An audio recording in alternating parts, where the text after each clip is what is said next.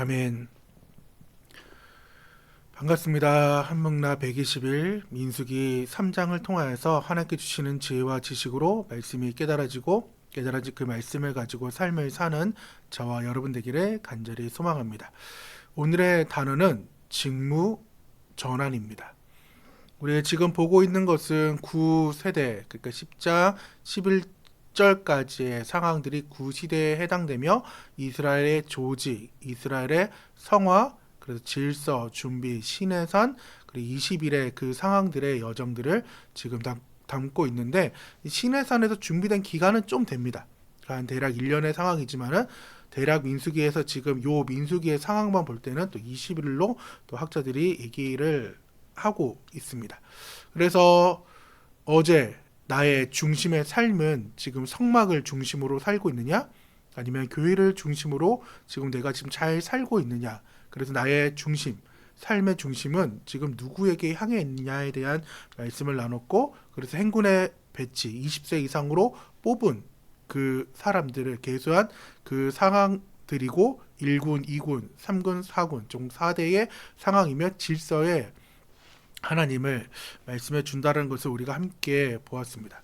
오늘 민수기 3장의 개요는 레위 지파의 직무와 계수를 다루고 있습니다. 하나님은 모세에게 레위 지파는 이스라엘 자손 중에 구별하여 아론을 돕게 하라고 명령하십니다. 레위인들은 성막과 그 안의 기구를 관리하고 운반하며 봉사하는 역할을 맡고 있습니다. 그래서 아론과 그의 아들들은 제사장으로 섬기며 성막 예배를 주관합니다. 레위 지파는 세 가족으로 나뉩니다. 게르손, 고핫, 무라리 그렇게 나눠지며 각 가족의 그 상황들은 성막의 다른 부분을 담당하며 각각의 직무가 상세하게 규정됩니다. 그래서 게르손 자손은 성막의 덮개와 휘장, 고핫 자손은 성소의 기구들, 무라리의 자손들은 성막의 기둥과 널판을 담당합니다. 그래서 레위인들을 한 달 이상 이제 계수된 남자는 22,000명으로 이제 기록이 되고, 나중에 아까 성경에도 나왔지만 그 이상이 되어가지고 나중에 초태생을 할 땐 또한 그 성전의 세겔로 이렇게 바뀌긴 했는데, 그렇게 3장의 내용입니다. 우리가 믿는 하나님은 저주를 복으로 전환시키는 하나님입니다. 어떤 하나님이라고요? 하나님은 저주를 복으로 전환시키는 하나님이시라는 것을 우리가 선포된 이 말씀을 기억하고 말씀에 집중해 주시면 감사하겠습니다.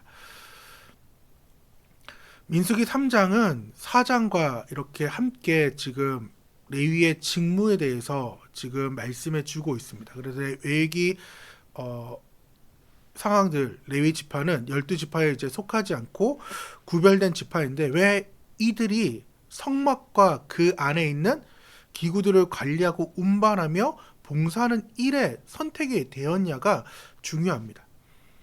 우리가 민수기 1장에 다루지 않았지만 소책자에 제가 1장의 문제가 무엇이었냐면은 레위 지파의 역할이 무엇이냐라고 간단히 적으라고 했을 때 적었는지 모르겠습니다. 관리, 운반, 봉사, 진을 치며 책임지는 것이 레위인의 이제 역할이었습니다.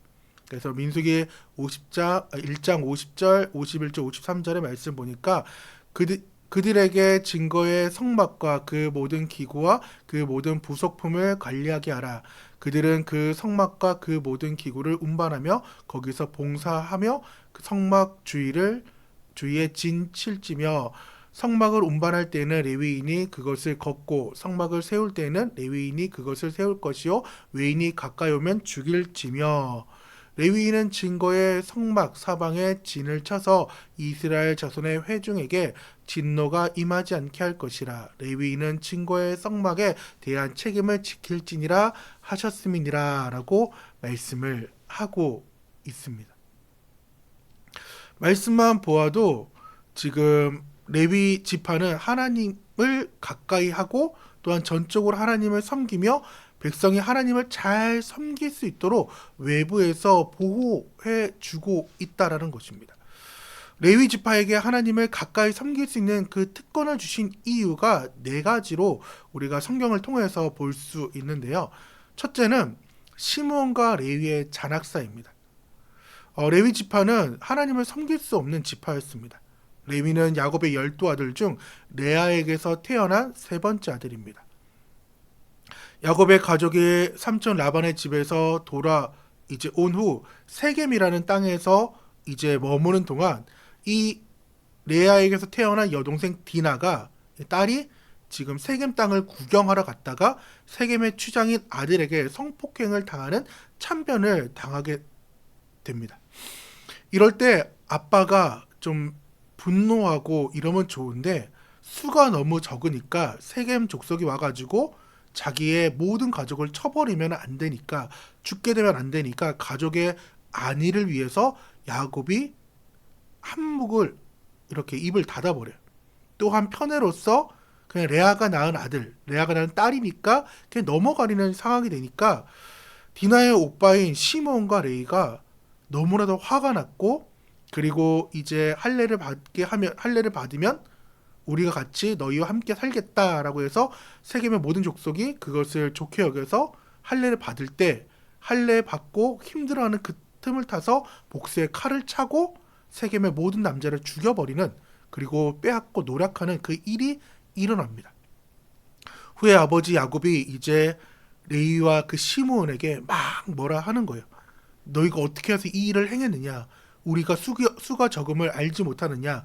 외부에서 우리를 치게 되면은 우리의 가족은, 우리의 족속은 다 멸망할 거다라고 할 때 레위와 시므온이 얘기합니다. 그러면은 그 디나를, 내 동생을 창녀와 같이 대함이 지금 합당하냐고, 아빠 이게 지금 정상이냐고 얘기를 할 때에, 마지막 그 야곱이 죽을 때에 레위와 시므온에게 대해 예언을 하는데 축복이 아닌 그 저주에 가까운 그 상황들을 얘기합니다.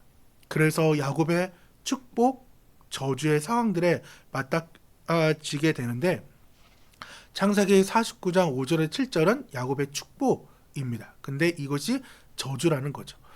시므온과 레위는 형제요, 그들의 칼은 폭력의 도구로다.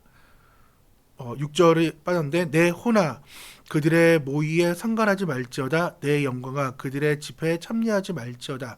그들이 그들의 분노대로 사람을 죽이고 그들의 혈기대로 소의 발목 힘줄을 끊었음이니라. 그 노여움이 혹독하니 저주를 받을 것이요 분기가 맹렬하니 저주를 받을 것이라. 내가 그들을 야곱 중에서 나누며 이스라엘 중에서 흩으리로다 라고 하면서, 지금 레위의 그 잔악사들이 야곱이 저주함으로써 이 일이 지금 마무리되는 것처럼 보여졌어요. 그래서 레위는 이제 없어지는 집하겠구나, 흩어지는 집하겠구나, 이렇게 돼서 레위의 그 잔혹성과 폭력성을 가지고 이 기질로는 도저히 하나님을 섬길 수 없는 상황이 돼버린 거죠. 하나님을 가까이 하는, 목회하는 그 사람으로 성품이 온화하고 억울한 일을 당해도 좀 참고 침착하고 대응해야 되는데, 사람의 마음인지라 그게 잘 안 되고 맞대응하게 되기도 하고, 그래서 한 번은 막 이런저런 해미가 한참 어릴 때인데 성도님과 막 이런저런 얘기를 하다가 한바탕 했어요. 진짜 한바탕 했어요. 그러더니 막판에 그 성도님이 저한테 하는 말이, 목회자가 이렇게 화를 내도 되냐고, 그 한마디에 진짜 뻘쭘하기도 하고 부끄럽기도 해가지고 이렇게 꿀먹은 벙어리만에 가만히 있다가 목사님께 이제 얘기를 했어요. 그랬더니 목사님 막 웃더니 그냥 성도에게 지는 것이 목회자라고 막 웃으면서 성도 이길 생각 전혀 하지 말라고 하시더라고요. 혹시 우리 한목나 가족 중에서 또 우리 함께하는 교회인 가운데에 혹시 사역을 하면서 이런 어려움들이 분명히 있을 것입니다. 근데 저도 자격 미달이지만은 우리가 하나님의 부르심에 최선을 다하고 나아가면 됩니다. 만약에 이번 이 잔악사와 야곱의 축복 아닌 그 저주로 끝나면은 레위는 특권을 받지 못했고 또한 선택받지 못했을 거예요. 근데 세 번째 사건이 은혜인 거죠. 뭐라고요? 금송아지 사건의 해결사라는 겁니다. 앞선 축복과 같은 저주를 받은 그들이지만은 그들의 약점과 허물에도 불구하고 이 사건을 지금 수습하는 과정에서, 즉 금송아지 사건을 수습하는 과정에서 그들, 즉 레위 지파는 헌신하게 됩니다. 모세가 시내산에서 십계명을 받으러 올라간 사이에 이스라엘 백성들이 밑에서는 이제 모세가 안 내려오니까 조바심이 나는 거예요. 그래서 백성들이 아론을 부추겨 가지고 애굽에서 인도한 신을 지금 만들어내라고 얘기해서 아론이 지금 모든 폐물을 금을 갖고 오라 해서 다 모아서 녹이니까 송아지가 된 거예요. 금송아지를 만들고 나서 이것을 너희가 만든 너희를 이끌어낸 신이다라고 선포를 해버린 거죠. 그래서 금송아지를 두고 이제 이것이 신이라고 생각을 하니까 그들이 먹고 마시고 춤추며 도무지 이해할 수 없는 그 행동을 이 아론과 백성들이 하게 됩니다. 그래서 어제 나눴던 그 질서의 상황의 말씀이 나오게 되는데 출애굽기 32장 25에서 27절의 말씀입니다. 모세가 본즉 백성이 방자하니 이는 아론이 그들의 방자하게 하여 원수에게 조롱거리가 되게 하였음이니라. 이에 모세가 집 문에 서서 이르되 누구든지 여호와의 편에 있는 자는 내게로 나오라 하매 레위의 자손이 다 모여 그에게로 가는지라. 모세가 그들에게 이르되 이스라엘의 하나님 여호와께서 이렇게 말씀하시기를 너희는 각각 허리에 칼을 차고 진 이 문에서 저 문까지 왕래하며 각 사람이 그 형제를 각 사람이 자기의 친구를 각 사람이 자기의 이웃을 죽이라 하셨느니라. 여기에는 꼭 아멘 안 해야 될 것 같지만은 진짜 아멘을 우리는 해야 된다는 것입니다. 출애굽기 32장 27절 지금 보면은 레위 자손들은 형제나 친구나 이웃이나 아들, 자손, 자식들 상관없이 죄를 지었던 그 모든 사람들을 죽여버립니다. 여러분 같으면은 여러분 옆에 있는 지인, 아니 가족, 내 아들, 딸이 죄를 지었을 때 내가 하나님의 편에 서가지고 지금 내가 하나님 앞에 그 칼잡이로 여러분을 설 수 있으신가요? 저부터도 아마 못할 것 같아요. 근데 레위 자손은 이 하나님의 거룩하심을 지금 가지고 칼을 차고 우상 숭배했던 그들을 다 제거하는 일에 앞장을 섰다라는 것입니다. 금송아지의 해결서로 하나님께서 진정한 복을 이제 주십니다. 레위 자손이 모세의 말대로 행하매 이 날에 백성 중에 3,000명 가량이 죽임을 당하니라. 모세가 이르되 각 사람이 자기의 아들과 자기의 형제를 쳤으니 오늘 여호와께 헌신하게 되었느니라. 그가 오늘 너희에게 복을 내리시라. 아멘.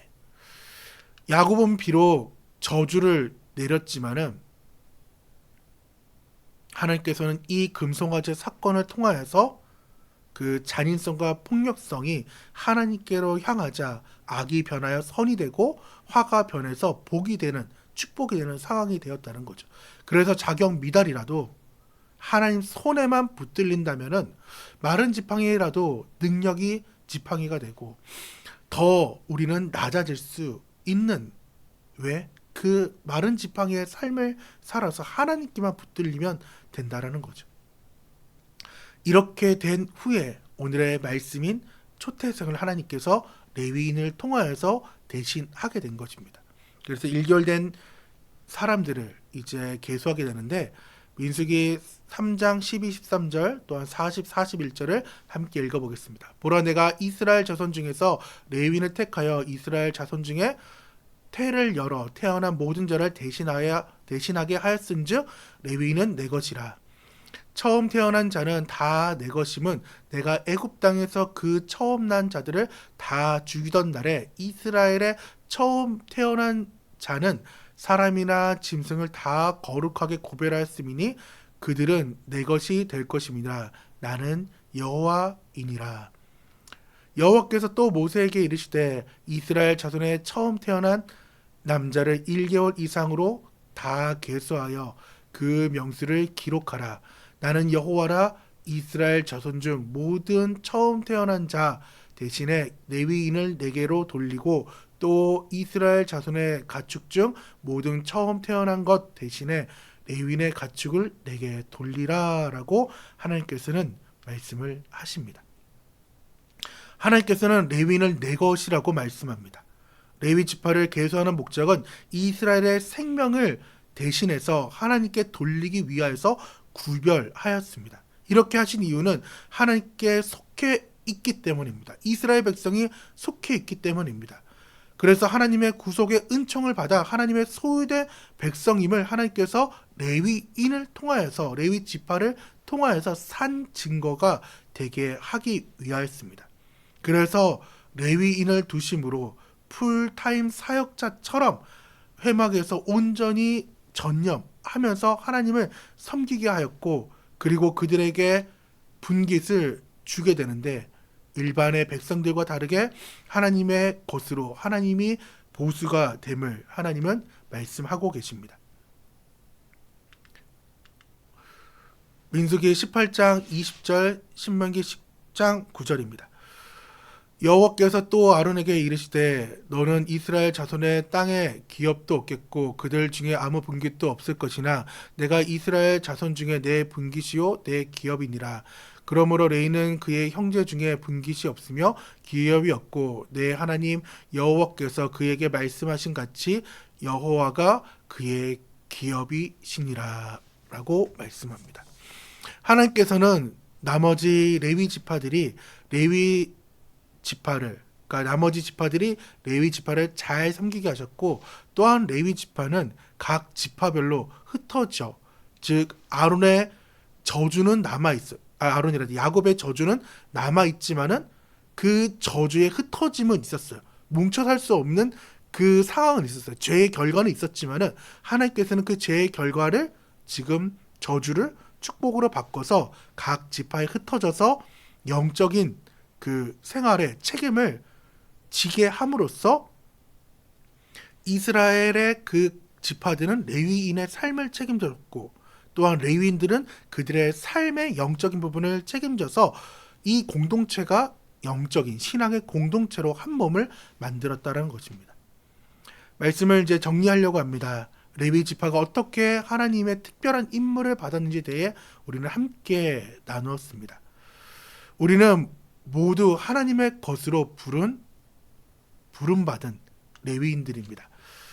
우리 두 손을 이제 불끈 쥐고 3번 얘기할 건데, 나는 부름받은 레위인입니다 라고 우리 함께 고백하겠습니다. 나는 부름받은 레위인입니다. 나는 부름받은 레위인입니다. 나는 부름받은 레위인입니다. 우리는 하나님을 가까이 할 수 없는 삶이었지만은 하나님께서는 우리를 지금 택하셔서 하나님을 섬길 수 있는 특권을 주셨습니다. 레위는 또한 책임을 다해야 됐습니다.